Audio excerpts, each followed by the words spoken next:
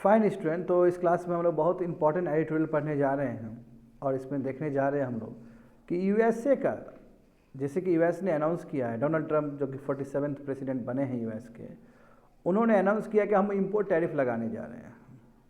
तो इससे केवल यूनाइटेड स्टेट्स को ही फ़र्क नहीं पड़ेगा, इनफैक्ट लॉन्ग रन में यूनाइटेड स्टेट्स को भी बहुत ये प्रॉब्लम क्रिएट कर सकता है, उसके लिए भी प्रॉब्लम क्रिएट कर सकता है। एट द सेम टाइम दुनिया के लिए भी एक बहुत बुरा ये एक्सपीरियंस हो सकता है। समझ गए? यहाँ पे देखो इंटरनेशनल रिलेशन, और एक एक चीज़ समझना है हमें। देखो पहला ही दिन अपने ऑफिस में ट्रम्प ने कहा कि हम 25% हम टैरिफ लगाएंगे जो भी सामान आ रहा है कनाडा और मैक्सिको से। तो मैं तुम्हारी जानकारी के लिए बता दूं बच्चे लोग, इनफैक्ट कनाडा और मैक्सिको के साथ ना ट्रेड डिफिसिट है यूएस का, और इंडिया के साथ भी अच्छा खासा ट्रेड डिफिसिट है। इंडिया के साथ लगभग कह सकते हो कि इंडिया सरप्लस में है। समझ गए ना? अब यहाँ में समझना होगा सबसे अधिक जो ट्रेड डिफिसिट है यूनाइटेड स्टेट्स का वो चाइना के साथ है। तो देखो सबसे पहला ही दिन बोल दिया देखो कि यस 1 फरवरी से, जब ऑफिस में आए 1 फरवरी से 25% हम टैरिफ लगाने जा रहे हैं जो भी सामान कनाडा और मैक्सिको से आ रहा है। समझे?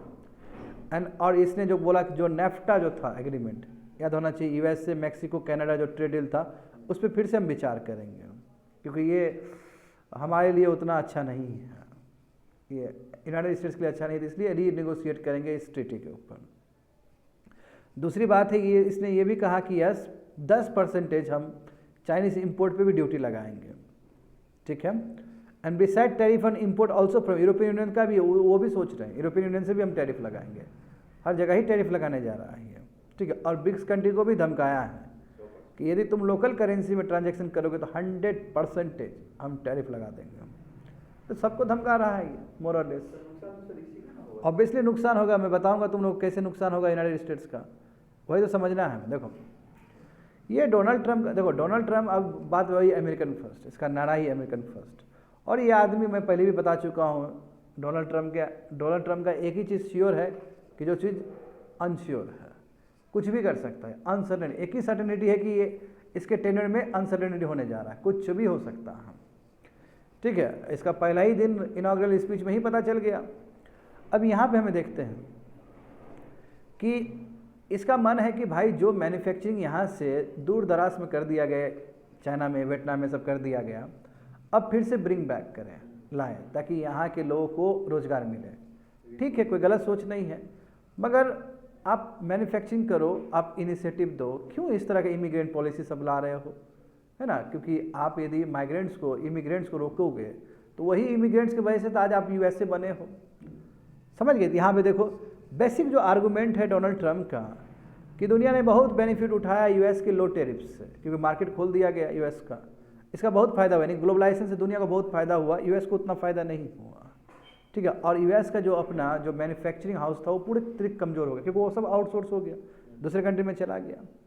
तो हेंस इंक्रीजिंग टैरिफ, जब टैरिफ इंक्रीज करेंगे, अब तुम खुद सोचो इससे क्या होगा कि increasing tariffs will not only make imports more expensive हो जाए, इंपोर्ट बहुत एक्सपेंसिव हो जाएगा ना, और इससे क्या होगा कि यूनाइटेड स्टेट्स में ही प्रोडक्ट बनेगा और यूनाइटेड स्टेट्स में ही खपत होगा। तो ये इसका एक तरीका है डोनाल्ड ट्रंप का कि इंपोर्ट महंगा कर देंगे तो हमारा क्या होगा, मैन्युफैक्चरिंग हाउस बनेगा। अच्छा, इंडिया भी तो अपना PLI स्कीम देखो, दुनिया भर का 14 सेक्टर पे हम दे रहे हैं कि नहीं दे रहे हैं इंसेंटिव, तो हमने भी तो वही किया कि रिसेंट टाइम में 13% जो हमारा एवरेज इंपोर्ट ड्यूटी था उसको बढ़ा के 18% कर दिए, ताकि हमारा कंट्री में ही डोमेस्टिक मैन्युफैक्चरिंग का एक इकोसिस्टम तैयार हो। तो बिल्कुल वही करना चाह रहा है यहाँ पे कि ताकि मैन्युफैक्चरिंग हाउस क्रिएट हो सके, अमेरिकन को जॉब मिल सके, ऐसा सोच है इसका। और ये कही रहा कि इससे क्या लार्ज अमाउंट ऑफ रेवेन्यू भी कलेक्ट होगा, बोला तो है कि एक्सटर्नल रेवेन्यू सोर्स बनेगा ये। ठीक है? और इससे एक अलग से पैसा राशि कलेक्ट होगा, इंपोर्ट ड्यूटी ज़्यादा लगा के, और वो जो भी पैसा आएगा फिर खर्च किया जाएगा दूसरे सेक्टर पे। तो इकोनॉमिक्स देखो यहाँ पे तो इंपॉर्टेंट चीज़ है, इकोनॉमिक्स क्या सोचता है इस कदम को। इकोनॉमिक्स कहता है कि ये कदम बहुत खतरनाक होने जा रहा है यूएस के लिए भी। कैसे यूएस के लिए भी खतरनाक होने जा रहा है? देखो ऑलरेडी हम ग्लोबलाइजेशन के एरा में बहुत आगे निकल गए, है ना? कंज्यूमर सबको बेनिफिट होता है, उसमें हर कंज्यूमर है वर्ल्ड का। यदि इस तरह यदि टैरिफ वार चलेगा तो जब यूएसए लगाएगा तो जाहिर सी बात है इन रिटेलिएशन दूसरा कंट्री भी लगाएगा, चाइना भी लगाएगा, इंडिया भी लगाएगा, तो फिर यूएस को भी तो दिक्कत होगा उससे। दूसरी बात ये है स्टूडेंट, पहले थोड़ा कहानी समझो कि कोविड के टाइम में यूनाइटेड स्टेट्स में बहुत इन्फ्लेशन चला गया था because of the easy monetary policy, है ना। वहाँ पे पैसा छाप छाप के अकाउंट में जो डाल दिया जा रहा था लोगों का, तो उसकी वजह से क्या हुआ, वहाँ पे इजी मॉनेटरी पॉलिसी की वजह से इन्फ्लेशन आ गया। बहुत ही मशक्क़त से अभी इन्फ्लेशन तुम्हारा वही 3-4% पे आया है। और जबकि अभी भी वहाँ का जो संस्था है वो US फेडरल रिजर्व, वो चाहता है कि अभी भी 2% से नीचे जाए, क्योंकि आइडियल जो इन्फ्लेशन होगा यूनाइटेड स्टेट्स में, क्योंकि डेवलप कंट्री, वो 2% से कम होगा।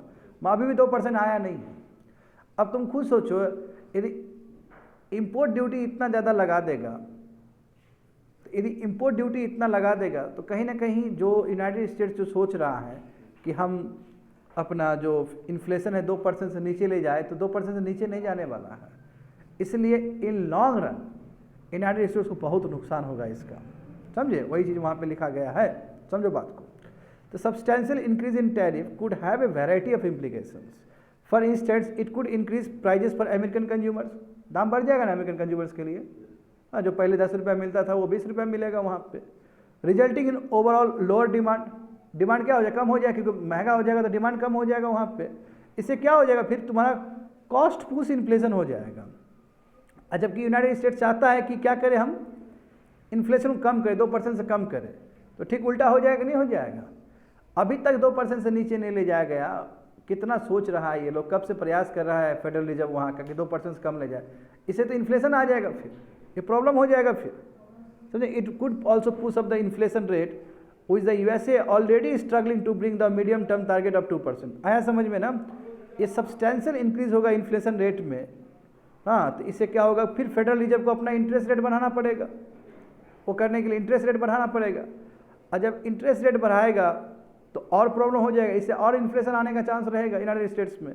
It also possible that trading, अच्छा ये तो हम लोग आइडियल सिचुएशन सोच रहे हैं, USA ऐसा करता है।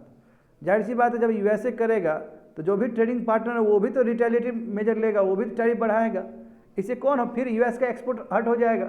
तो US तो दोनों तरीके से गया, इम्पोर्ट से भी गया, एक्सपोर्ट से भी गया, तो लॉन्ग रन के लिए ठीक नहीं है। क्योंकि यदि ट्रेडिंग पार्टनर्स भी रिटेलिएटिव टैरिफ करेगा तो इससे अल्टीमेटली सिचुएशन बहुत ख़राब होगा US के लिए भी और दुनिया के लिए भी बहुत, क्योंकि फिर ट्रेड वार शुरू हो जाएगा इससे। तो ये स्टेप ठीक नहीं है।